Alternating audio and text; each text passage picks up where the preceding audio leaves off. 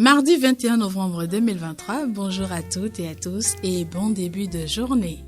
Aujourd'hui, nous abordons la question du gain. Vous vous demandez certainement pourquoi aborder une telle question.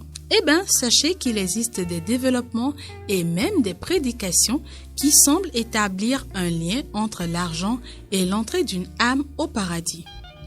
Sur ce point, l'Église catholique nous invite à ne pas mélanger les choses et à rester prudents, surtout à ne pas nous comporter comme des gens qui tentent d'acheter le paradis. Le paradis n'est pas un concert auquel l'on est admis sur présentation d'un ticket. Attention, l'Église nous invite à prier pour les défunts et les âmes du purgatoire et à offrir des messes à leur intention. Mais restons prudents et éveillés pour ne pas faire croire à nos frères que le salut d'un défunt dépend de ce que nous donnons à la messe.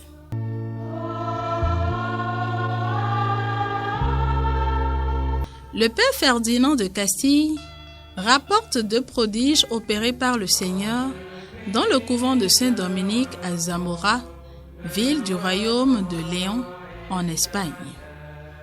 Il arrivait que la cloche du couvent sonnait d'elle-même, et l'expérience fit connaître que c'était l'avertissement de la mort prochaine de quelqu'un des religieux.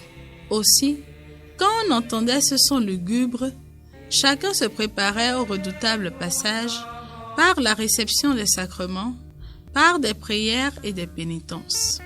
L'inquiétude générale ne cessait que lorsqu'un des religieux était frappé et quittait la terre.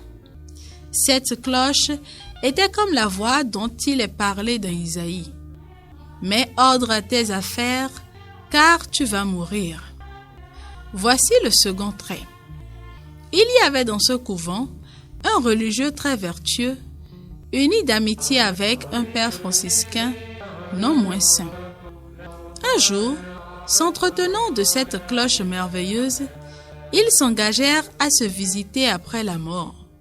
C'est-à-dire que celui qui quitterait ce monde le premier apparaîtrait aux survivants afin que s'il gémissait dans le purgatoire, il pût être soulagé par les prières de son ami. Ce fut le père franciscain qui mourut le premier.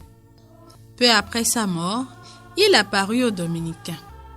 Après l'avoir salué affectueusement, il lui apprit qu'il lui restait beaucoup à souffrir pour des choses légères qu'il n'avait pas espiées. Pour exciter son ami à travailler à sa délivrance, il lui fit voir les flammes cruelles dont il était dévoré. « Rien sur la terre, lui dit-il, ne peut vous donner une idée de l'ardeur de ce feu.